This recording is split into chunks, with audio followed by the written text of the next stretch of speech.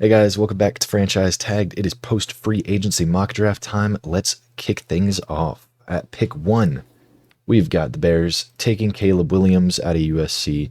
Before, it was mostly speculation on if they would keep Fields, go Caleb, whatever, leaning Caleb. Now with Fields completely out of the picture, it is very clear that they're taking a quarterback at 1, and Caleb is the guy. So we can swiftly move on. It's going to be the same pick for every single mock draft in the future, unless we want to get a little funky with it. But until we get a little tipsy in there. At pick number 2 with the Commanders, we have them taking Jaden Daniels.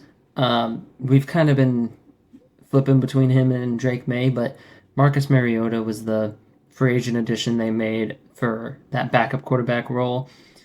We hope they're not rocking with Mariota, the starter. And, we think that this is kind of tipping their hand to having that run, that leaner, kind of agile quarterback. So while Drake May has athleticism, Jaden Daniels definitely has that kind of archetype more so than Drake May does. So we see him as the upcoming fit for the team.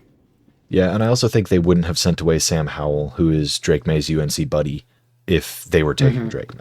So I just don't think it would happen. It's not like the draft compensation for that trade was so crazy that they couldn't turn it down. Yeah.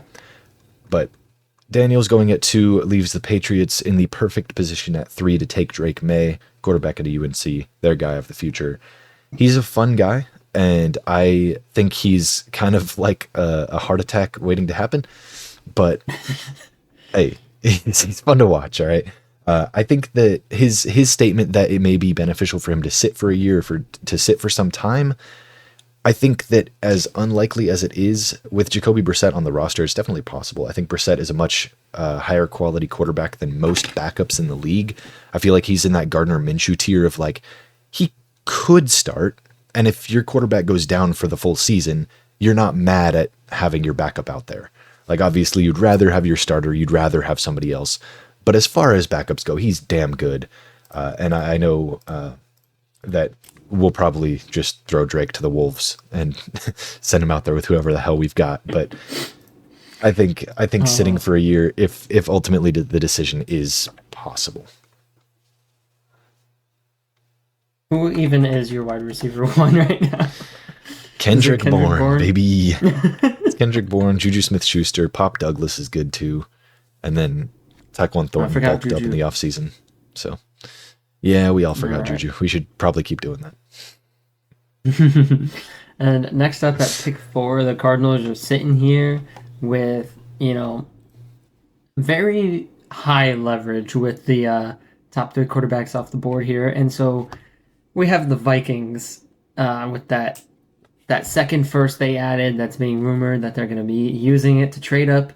We have them doing just that, throwing up that offer to the Cardinals to go ahead and draft J.J. McCarthy. They don't have a starter rostered right now. They will need to have a cheap starter, and so the only way they can do that right now is if they rock with an absolute just XFL caliber quarterback, or they trade over this draft and get this. They have zero leverage in this. I mean, if the Cardinals ask for 4 first-round picks, they might be inclined to give that to them because they need to pay JJ, and I mean Justin Jefferson. They really don't have many options here. They're just going to have to do something. They're going to have to pay a king's ransom to whoever they want to trade up for because they are in a desperate spot. Yeah. At pick 5, we have the Chargers going with Marvin Harrison Jr. It's such a gimme pick at when Marvin Harrison falls to 5. They just imploded their wide receiver room. This is a godsend. Like, this is perfect for them. And regardless of if they utilize wide receivers in their schemes and they have an emphasis on tight end, 5 isn't a great place to go tight end. And when you have like big board number 1B next to Caleb, fall to 5, you draft him. It's simple as that. He can elevate the team regardless of the scheme they run. Yeah, I also think that, Harbaugh had that big rushing scheme, and I think he'll still have an emphasis on it, but I do still think that passing is king in the NFL, and that running smash mouth football is not going to get Harbaugh very far in the NFL, especially with Herbert at quarterback. So if you've got a big arm quarterback and a big name receiver, you're going to have success with a passing game. So I think that it kind of will incentivize a bit of a passing game. But yeah, you don't let Marvin slip to 6. It was tough enough for us to say that the Cardinals would let Marvin go past them with their receiver needs. Yeah. And being in the position to take him. It's tough. I still don't know if they would do it. They may value Marvin over the picks they'd be offered, which would be fair. I wouldn't be mad at them for that. But moving on to 6, we've got the Giants taking Malik Neighbors out of LSU. I still think that, at this position in the draft, you're not high enough to take a quarterback and you're not low enough to really value trading up that high. So it's either hope and pray that somebody slips to 6, whether it's because the Cardinals and Chargers take receivers and they really like those receivers, or because somebody just happens to slip. I think that you have to go Neighbors and give, whether it's Drew Lock, whether it's Danny Dimes, or whether it's the quarterback you draft next year because you really need a quarterback, giving them the best shot possible is definitely the move for the Giants. Yeah, I feel like the only argument against that is like, oh, they were going to want to short the O-line for that future quarterback, and they're going to want to, make that addition sooner than later. But also, you need someone to throw to this year. You can't worry too much about the future quarterback when, you're at 6 and 4 quarterbacks have been taken. You just need to worry about the now, regardless of if you're going to be winning a lot of games. Yeah, and O-line play can be improved. I feel like Isaiah Hodgins, wide receiver 1, is not exactly an improvable spot without additions on the like adding people to the roster. But at 7, that leaves the Titans in the perfect spot to do what we've had them do several times before, which is take Joe Alt. We've also had them taking receiver, but with adding Calvin Ridley, with still having D-Hop, with still having Treylon Burks, with still having a couple of guys that did okay last season. Nick Westbrook-Akine, I think, is one of them. They've got the pieces in the receiver room that I don't think adding one at 7 is the biggest importance for them. And I think that adding a generational tackle to a struggling O-line is definitely the move when you're building the offense like you believe in your quarterback. Because I feel like that's what they're doing. They're putting the pieces around Levis like he's their franchise guy. And whether he is or not, they're putting him in a good position to succeed. And they're actually giving him that fair shot, which is something that not a lot of teams do. And I'm glad to see them do it despite, our mixed opinions on the Mayo Man. The Mayo Man. Yeah. Next up at number 8 is the Falcons. And while we could have them target the first defensive player off of the board, we see this as a perfect trade-up spot for the Cardinals, who were now just sitting at 11 after their trade back with the Vikings. And we have them trading up with the Falcons to select Rome Odunze, jumping the Bears, who would be looking to add a rookie wide receiver to pair with Caleb Williams. So by making that jump, they go ahead and they certify locking that they're going to have wide receiver without having it drop out of the top 3 options for the team. Because there's a lot of, talk of Neighbors is the one, or is it Harrison that's the one, and even Rome is sneaking into that conversation. So you're still getting one of those bona fide top 3 wide receivers. And meanwhile, you got a haul for pick 4, and you just move up a little bit to make sure you get your wide receiver there. Yeah. And then the Bears at pick 9, without Rome Odunze on the board, they select Dallas Turner. Because after they see the 3rd wide receiver, they're not going to be the team at 9 to make the reach on a wide receiver. They're just going to go best player available because they're a whole enough team where we think that they can just kind of draft the best guy and he'll make an impact, because they're not good enough where he's not going to make an impact and he's going to be a backup, but they're not bad enough where like you can say, oh, well, we don't know what they just need to get more draft capital and trade back here. So adding Dallas Turner will definitely be a big addition, especially with the Montez Sweat also on the D-line. So they'll be actually solidifying a defense so Caleb doesn't have to do what he did in 2023 at USC. Yeah. On to 10, we've got the Jets taking Brock Bowers. This is a bit of an unconventional pick for what we've had, but it's actually a move that I've seen more and more commonly around the kind of NFL draft Twitter sphere. They they do still need O-line help, and I wouldn't be mad to see them take somebody like Olu or Fuaga, somebody that can play multiple positions on the O-line to kind of shore that up. I wouldn't be mad at it, and I think that's a very realistic option. But I also think that they could definitely do with a weapon for Rodgers. And, you know, wide receiver, you'd be taking the fourth wide receiver off the board at pick 10 if you go that way. But this way, you're kind of getting a receiver. Brock Bowers can definitely play in the slot. He can definitely line up out wide. He's got the versatility. He's also big. Like he can block if need be. So he can help on the O-line. He's not like a primarily blocking tight end. Obviously, his trademark is his versatility in the receiving game. But I think that being able to add some receiving weapons while not necessarily restricting your options down to the fourth best receiver in the draft, I think is a good thing for the Jets. And I just like the fit. I know Rodgers isn't the biggest like tight end targeter of all time, but he's definitely got some certified tight end moments with Richard Rodgers and some Hail Marys and a couple other plays that are notable. Yeah, and I think the versatility of Bowers to just be that big slot, you know, that kind of eliminates that bias of like, oh, well, he doesn't throw to tight ends. Well, Brock Bowers won't always be attached at the line. So he's going to not be a, you know, quote unquote tight end And every yeah, game. and I think that, yeah, sure, Rodgers hasn't thrown to tight ends. He also hasn't had Brock Bowers. So. Yes. Next up at pick 11, we have the Falcons, who are sitting there after the Cardinals traded with the Falcons to move up, and the Cardinals had this pick from the trade with the Vikings when they moved up for JJ. So yeah, that's a convoluted structure here, but we got there. And after trading down, they're still in the position to get a top edge, and we have them taking Jared Verse. The size of Dallas Turner, the rumors are circulating. It might be a turnoff for the Falcons.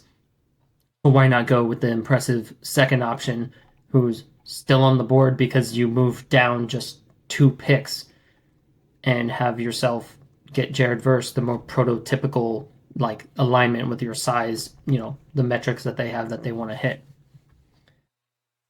Next up at pick 12, we have the Broncos sitting here. And I think when we kind of said like, yeah, the Vikings are in that desperate situation, the Broncos are but aren't, because the Broncos aren't going to do that same mistake they did with Russell and trade everything away to get a quarterback that won't pan out. It was worse with Russell because of the contract, but regardless, they'd be doing a huge disservice to their future to add a quarterback without having a team around it. And so here we have them looking to trade back, and we have a big jump coming for a certain team, and that team's the Eagles. The Eagles are jumping up from pick 22 and just kind of doing some projection, which we don't do a lot with the trades, but doing some projection for that trade. They'd be giving up pick 22 and a second in this draft, and then maybe a future day 3 pick as well. So not super specific on our draft details, but we want to give like a kind of just estimate for what it might be. And so with that trade, the Eagles are going to be drafting Quinyon Mitchell, first DB off of the board here. And I mean, they're a team that needs that DB help. They need it to be young, and they're making sure that they get it regardless of the capital they're giving up. Yeah, I think Quinyon Mitchell DB1 is a take that's kind of grown recently, especially since the combine. And that's something that we talked about, that he's rising up the ranks and firmly placing himself in that DB1 position, where before it, early in the process, it was Cooper DeJean, maybe. Then it kind of became maybe Nate Wiggins. His injury dropped him a little bit. Terrion Arnold, maybe. I think this is truly a toss-up who's DB1. And this time around, I think Quinyon just kind of makes sense. But at 13, we've got the Raiders sitting here. This is another trade spot, but rather than having the Raiders really seeing the value in trading down, I think it's a team trading up rather, with the Jaguars jumping the Saints, who could go tackle, and taking Olu Fashanu, the left tackle out of Penn State.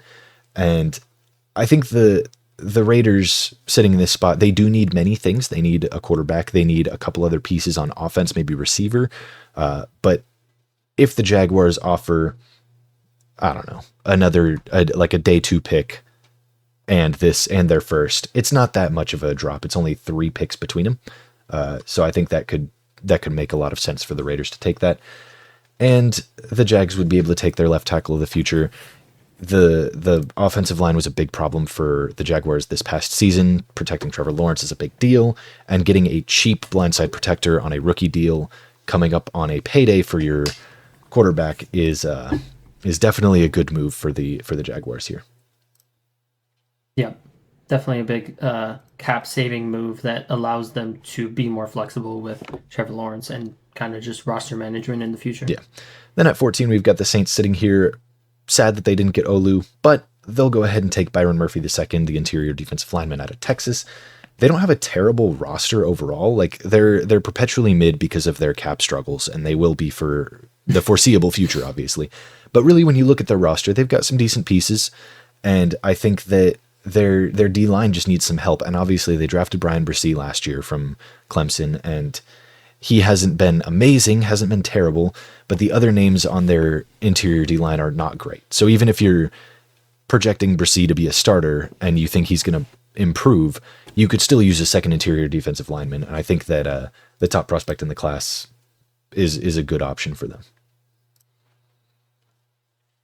Next up is the Colts at pick 15, and they just brought back Kenny Moore to kind of solidify their nickel and their slot corner role.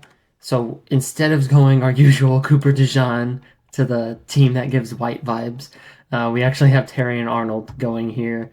And while he can project to being slot, he's also played outside. He plays majority outside at Alabama, and he's going to just be stepping into that role for them as well. Because, yeah, he has that versatility to add to the run game, to play that run D. But when you have 2 of those corners that can do that and also cover, I mean, now you're just shutting down all aspects of the offense with these 2 corners that you can have opposite sides. So they can't run either way, and they can't really pass, all over you. So, yeah, that's a good pick there. We kind of considered wide receiver here, but, yeah, the wide receivers flew off the board in this one, and they would be the first to kind of make the pick on that second tier. So we have them instead being taking that next top tier of the corners who, there's a lot in that top tier. No one knows the order of them. Yeah, I think receiver is definitely an option, and this is one of the most talented receiver classes we've seen in a while. So that second tier of receivers is still really good. But this is a draft that we've kind of had that second tier slip a little bit, just for some fun. You'll see that later on. But sitting at 16, we've got the Seahawks here. They need some interior O-line help. They might need some exterior O-line help with right tackle not being a great position. Abe Lucas is okay. He might improve and get a lot better. And if he does, then Talise Fuaga can bump inside and play guard. But he can definitely play right tackle if Abraham Lucas is not the answer for them there. Jackson Powers Johnson is a phenomenal interior offensive line prospect, probably the best we've seen in recent years outside of last year with the dude out of Northwestern. Cannot think of his name. Titans got him. But Peter Skronsky. That's the one. Yeah. This would be a more versatile pick for them that could do more than one thing at a high level rather than a guy who can play interior at the highest level. They're kind of taking a bit of a safer option there. Yeah, someone that can do both, that isn't like a specialty at what might be an okay, position. They're just giving themselves something to fall back on. At pick 17, why is it that I'm the one that keeps having to do like mouthfuls with the trades? Luckily, this one isn't so bad with the Raiders sitting here after their trade back with the Jaguars. But after their trade back, the Raiders are a team that pretty desperately needs back end help that secondary. So we have them taking Cooper DeJean.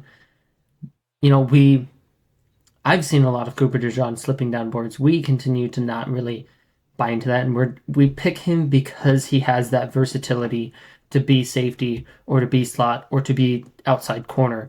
And we value that more so than what I feel like I'm seeing in other mocks where like, okay, he can play safety, so we're going to mock him as if he's going to be a safety in the league because white corners aren't allowed to exist.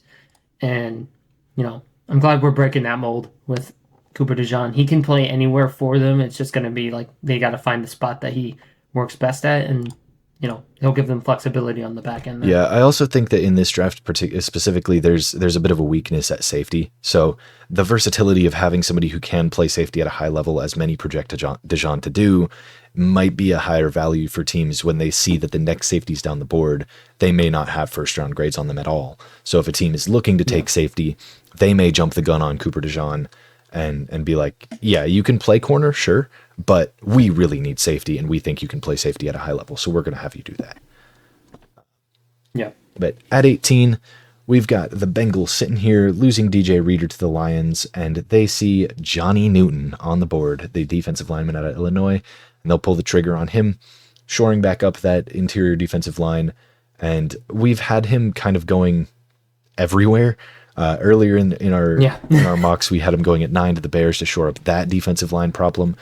Now we've had him falling, I think 23 last time, and then everywhere else. But a little earlier here, and he'll be a talented defender to help out this Bengals defense. Then at 19, we've got the Rams, and full disclosure, as we were recording this, as we were getting ready to record this, the news that the Rams signed Tre'Davious White broke.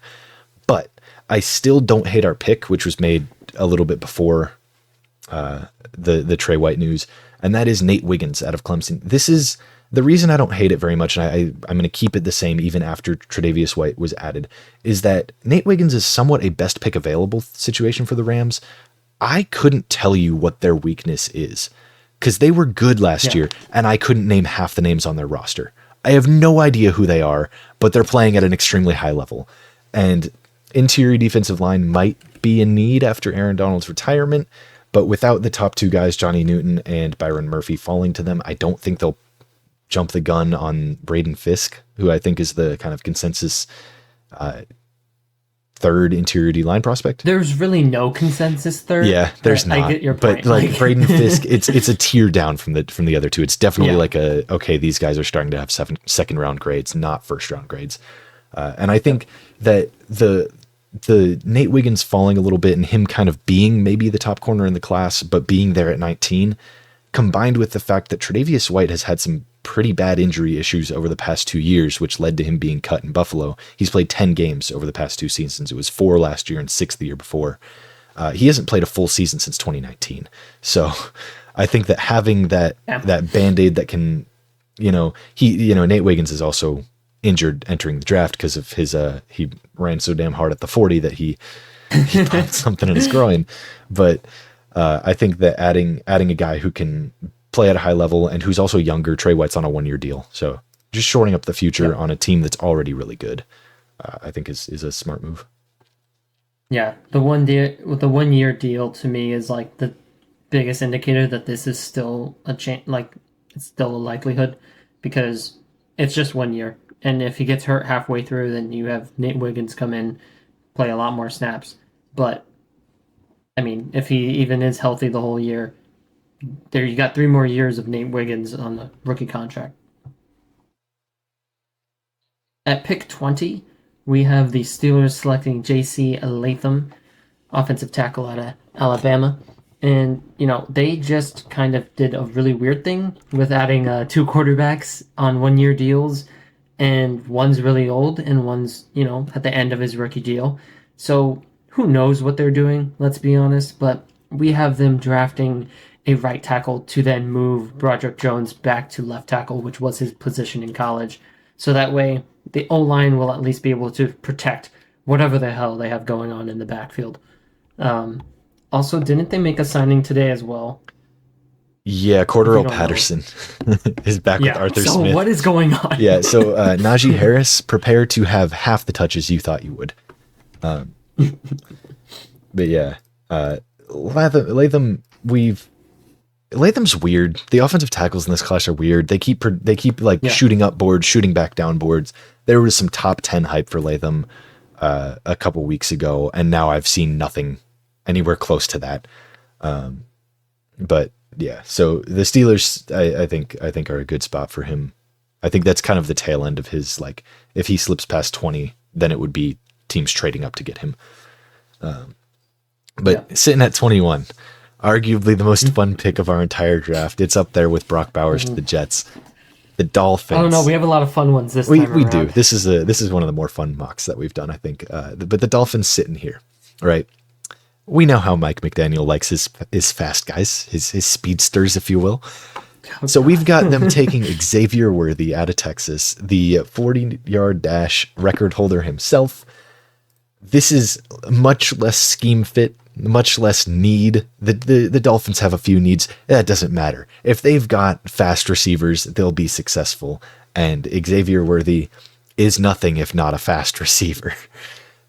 So I think that's probably the most fun landing spot for him, and spurred a little bit by the fact that he did have a visit with the Dolphins. So it's a possibility, is all I'm saying. I mean, I think we all saw the picture of Mike McDaniel's smiling with the biggest grin at Xavier Worthy. So I think, maybe there's a little tell on who he likes. But at pick 22, I'd argue is a more fun draft pick of this. It's arguable. Mock. I still like Xavier, but it's arguable. After trading back with the Eagles, we have the Broncos selecting Bo Nix, quarterback out of Oregon. Early in the process, there's talk about Broncos drafting him at 12. So if you want to play by that standard, picking him at 22 is a steal. But at 22, this is a much better position to take that risk that you're filling your quarterback one spot, and it's going to not be one of those like, oh, this is the guy kind of prospects. He's played out probably, what is it, 8? Yeah. He's played out like 8 seasons in college, it feels like. So, yeah, he's got some veteranness to him despite coming in as a rookie. So when you compare like the quarterbacks that are left, we have him and we have Michael Penix. Michael Penix has played just as much college, and he's also got 2, was it ACLs? He's got 2 really bad leg injuries on the record. So Bo Nix is a safer option. Plus, you saw him develop as his years went on. So it's not so much like there was just stagnant and he's been the same for the past 3 years. No, he's gotten better. So he's going to be Sean Payton's future quarterback here. Shit, Penix has improved yearly too. He just threw for almost 5,000 yards. So like he's I'm popping not saying off too. that Penix didn't. Yeah, I get it. I'm though. just I stating. get you. Yeah. Yeah.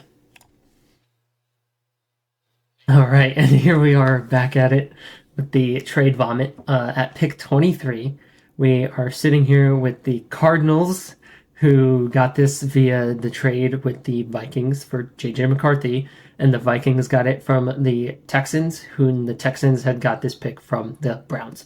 So here, the Cardinals are going to be drafting Liatu Latu, edge out of UCLA.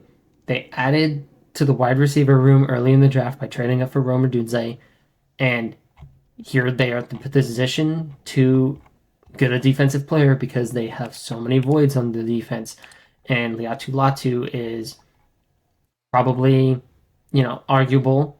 Yeah, it's him. There's other defensive players to add here, but we have them taking Liatu Latu because the pass rush is just such a major need for the team.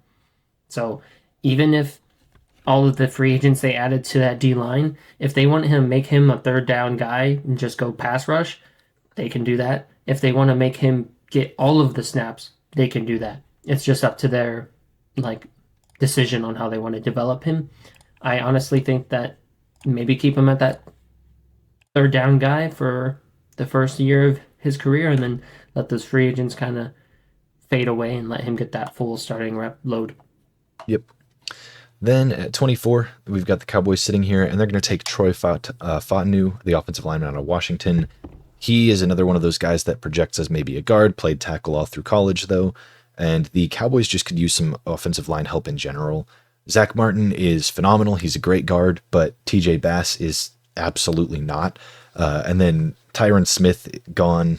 They could use O-line help anywhere. And so I keep that same kind of feeling as I did with Fuaga to the Seahawks, where Yeah. they could use help at multiple places. So taking the versatile guy that they can kind of plug and play and see where he fits best is the better option than a Jackson Powers Johnson. I almost called him Joey Porter Jr. again. I'm so, oh my God.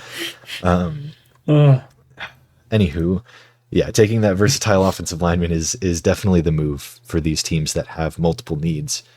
Because if somehow one of these guys that we think is trash ends up having a really good camp and really just shows out, then what if you don't need a guard anymore and you've drafted the best guard prospect in years and you don't need it? So that's the benefit of taking the versatile guy, and I like that for the Cowboys, unfortunately. Then sitting here at 25, we've got the Packers taking Jackson Powers Johnson out of Oregon. He's one of the better offensive line prospects in the draft. I've said that a few times now. And another thing that's contributing to what I think him going in the first round in general, because normally center is not a day one pick. But I think the interior O-line guys getting absolutely paid this offseason, specifically by Carolina, but also by New England and a couple other teams, they are getting money, dude. So I think that a team seeing a phenomenal prospect who would have a fifth-year option being drafted in the first round and also be on a rookie contract for 4 years before that is great. And I think the Packers definitely need some interior O-line help. They've got 3 guys and one of them is serviceable. The other 2 need to be replaced. And I think that Jackson Powers Johnson's the guy to do it. Yeah, we're on a little bit of a run here with these interior O-line prospects slash, just versatile guys. And we're going to keep that run going. At pick 26 with the Buccaneers, we have them drafting Graham Barton, just O-line out of Duke. They could target wide receiver to get younger there. They could target linebacker to get the first one off the board and replace Devin White. But to us, the biggest area of need is the interior of the O-line. And adding him to fill the hole at guard is just a good pickup here at late in the first round when the talent levels kind of start to peter off. Yeah. At 27, we've got the Cardinals sitting here with their 3rd first-round pick after all the trades that have happened. And as amazing as 3 first-round picks would be to take in a draft, I think that they may look to trade it. And a team looking to move up would be my New England Patriots. So there's no bias. No bias at all here. None. I do think legitimately that a team that is drafted twice already in the first round would probably look to see what the options are before they look to see what players are available. And maybe that's just my, flawed logic, but I do think that's realistic. I think the Patriots are the team to do this because not only do they have a lot of gaps and a lot of places to improve, they also have a very early second round pick that I don't think would be very expensive to move it up to 27 to the tail end of the first round. So they would end up trading up for Brian Thomas Jr., the wide receiver out of LSU, and getting their guy at receiver. He would immediately be the one in that offense. And I think that the other options they've got, Kendrick Bourne, Pop Douglas, and even Tyquan Thornton, who beefed up this offseason a little bit, are good. Just forgot Juju. Yeah, we're forgetting Juju. I left him off on purpose. I think that those 3 options are great to be wide receiver 2, 3, and 4 and kind of shift in and out. So getting Brian Thomas would be good. And not only would this trade up be cheaper for them, they would be jumping a couple teams who would definitely jump at the opportunity to get a guy like Brian Thomas Jr., who's majorly slipping in this mock. Yep. Then at 28, we've got the division rivals of aforementioned Patriots, the Bills, selecting Adonai Mitchell, wide receiver out of Texas. I picked Brian Thomas over Adonai for a reason, and that is that I think that Adonai is great, but he's not an X. He's not a top dog that's going to run through defenders. He's more of the agile, run routes good, maybe play in the slot a little bit.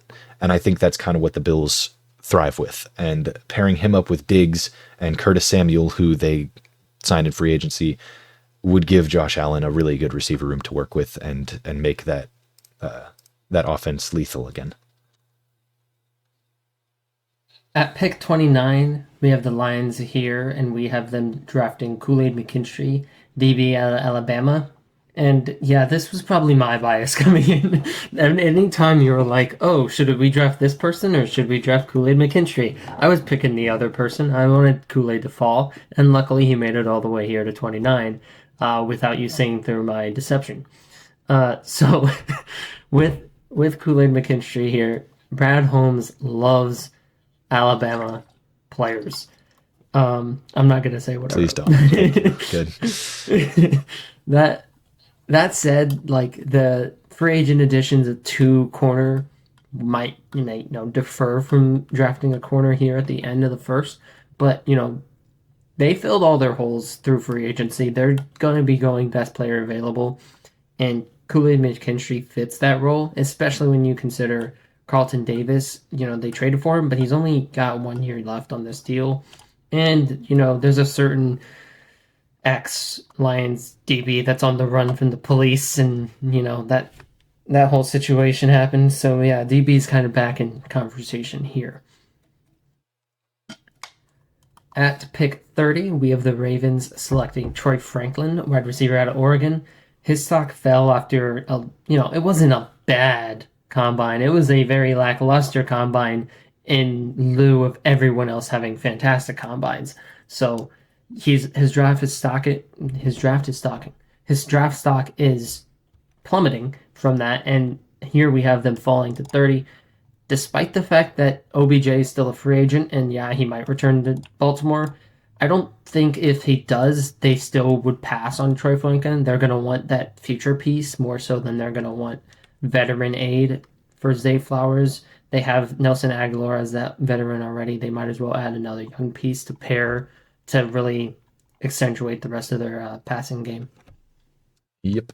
And I think they could go a lot of directions at receiver. If they want a more true, go up and get it kind of guy, they could go Keon Coleman, but his draft stock is slipping too after some slow 40 times were recorded. Still fast. He recorded one of the faster actual clocked speeds on the day, but the 40 time was really low. Anywho, off of Keon Coleman, who is not getting drafted in the first round in this mock, we're sitting at 31 with the 49ers. They could go a couple directions. They're one of the more complete teams, but they've got some holes developing. Offensive line is always an issue for any team at all times. There's never a team with a perfect offensive line that could not use an addition. Because if you have a perfect offensive line, you don't have the rest of your team because it's so goddamn expensive.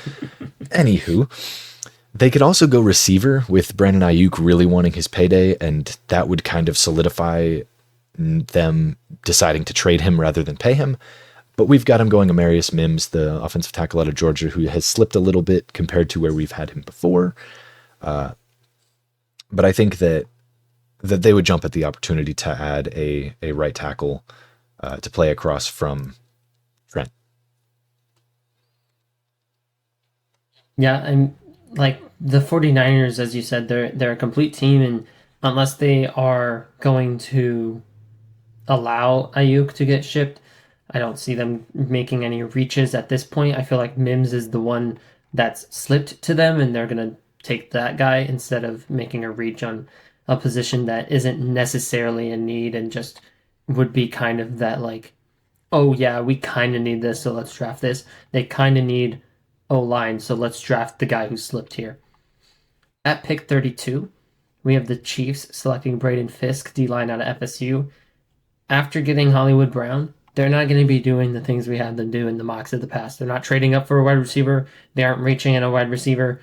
This is how the board fell. They're just going to sit and pick because they don't need to make any of that fancy move for those positions. But while we could have them take a reach on tackle to try to, maybe kick out the penalty-laden guy out of town, we instead just have them taking interior D-line.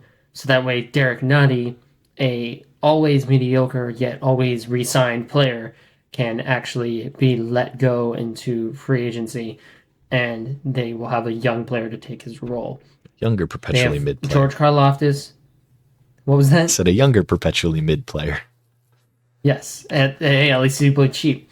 Uh, George Karlaftis improved last year. Chris Jones is back, and so they're gonna just want other presence, other bodies on the D line to help increase the presence and kind of what's the word, benefit from Chris's presence on the D line as well. Dominance. Yeah, he'll be DT1 in the league after Aaron Donald's gone. That rounds out our first round mock. I think next one we may try to do 2 rounds. I don't know if we've discussed when we're going to be releasing that 2 round mock, but it's getting to be that time. It's We'll be about a month doing of the draft. Yeah. So Yep. probably be doing a 2 round. That'll be some more concrete trades in the first round where we'll actually give the second round picks to the teams that deserve them.